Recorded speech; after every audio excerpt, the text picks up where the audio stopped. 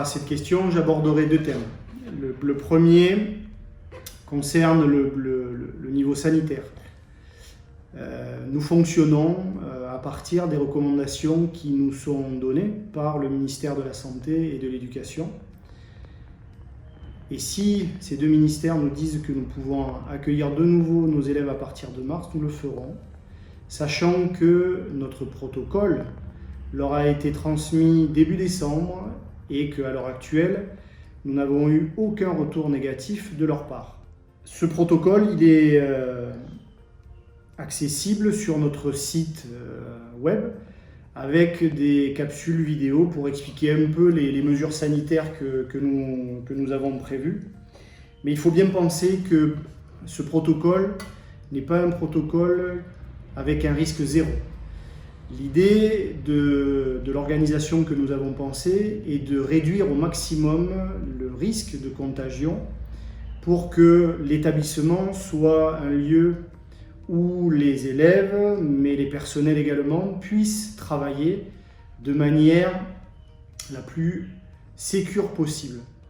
Au niveau sanitaire, nous avons aussi besoin de penser que nos élèves qui ont été enfermés, entre guillemets, pendant 1 an, vont revenir dans l'établissement en ayant perdu des repères et que le rythme que l'on va leur imposer sera un nouveau rythme et qu'il est pour nous important de suivre l'évolution de ce retour pour bien savoir si cette adaptation qu'on va leur demander se fera naturellement ou pas.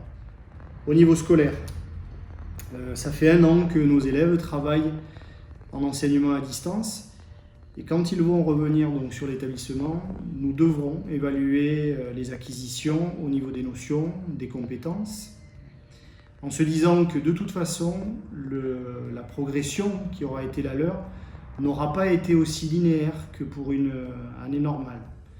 Donc il nous faudra savoir comment les acquisitions auront été faites, où ils en sont, et nous adapter par rapport à ces acquisitions pour continuer à travailler sur le programme que nous devons suivre par rapport au système français comme au système chilien.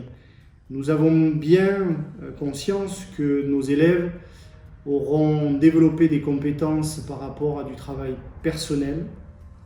Pour autant, cette année de 2021 qui s'annonce ne sera pas une année normale et nous devrons penser que même si l'établissement a prévu un nouveau format de cours, comme par exemple l'équipement de caméras et de microphones dans les salles du secondaire, ce sera totalement différent d'une année normale pour nos élèves au niveau scolaire. Si jamais la situation au niveau de la pandémie ne s'améliore pas et que nous devons continuer avec de l'enseignement à distance, nous avons travaillé avec les équipes pour analyser ce qui a fonctionné et les améliorations que nous pourrions amener à notre système. Il n'est pas question de révolutionner ce qui a été fait cette année, au contraire, mais essayer de nous adapter un petit peu plus par rapport à des conditions qui sont extrêmement difficiles, tout en pensant que notre système fonctionne aussi par rapport à des recommandations qui nous sont données par l'Agence pour l'enseignement français à l'étranger et que ce système s'adapte aussi à des conditions de travail, à des conditions de vie qui sont distinctes entre chaque élève et chaque famille.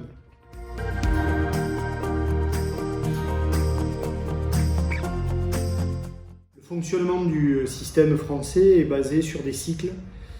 De la petite section jusqu'à la 3e, les élèves sont dans des classes, mais chaque cycle est composé de 3 niveaux de classe. Les enseignants doivent bien évidemment suivre le programme qui leur est indiqué pour chaque niveau, mais nous devons nous assurer que nos élèves arrivent à acquérir des compétences Et ces compétences doivent être atteintes à la fin du cycle. C'est-à-dire que nous avons non pas 1 an, mais 3 ans pour travailler sur ces compétences.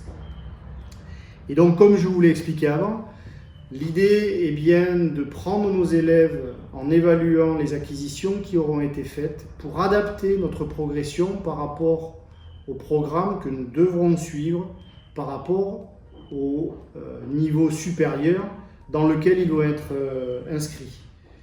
Pour autant, ce n'est pas une progression que l'on pourra entendre comme pour une année normale, même si les élèves, quels qu'ils soient, peuvent parfois nous surprendre par rapport à leur capacité d'adaptation et nous laisser à penser que peut-être notre progression sera peut-être plus linéaire que l'on ne l'imagine actuellement et donc peut-être plus rapide que nous ne l'avons pensé.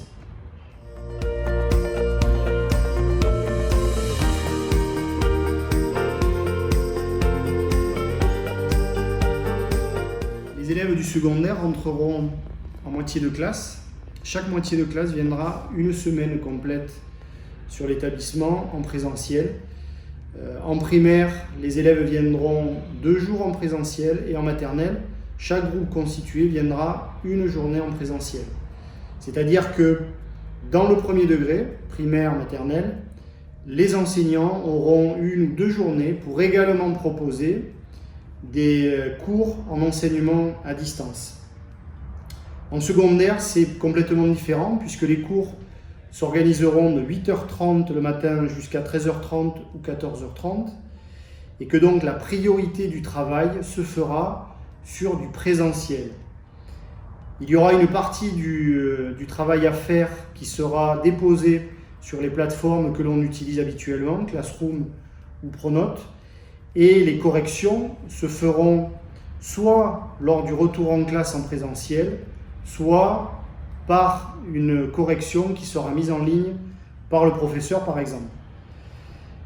Seuls les professeurs qui ne reviendront pas en présentiel sur l'établissement continueront à suivre les élèves comme ils l'ont fait durant l'année 2020, avec des vidéoconférences et également en alimentant les réponses par la messagerie électronique. Pour chaque famille, nous avons pris en compte les différentes fratries de manière à organiser le temps de retour de chaque frère-sœur de manière à ce qu'il se fasse sur un même temps.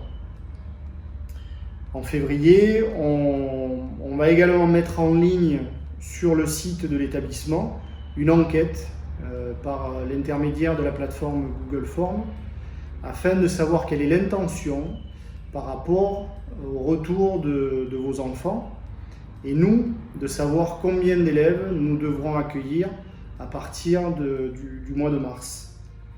La priorité du lycée français est de voir un maximum d'élèves revenir en classe en présentiel.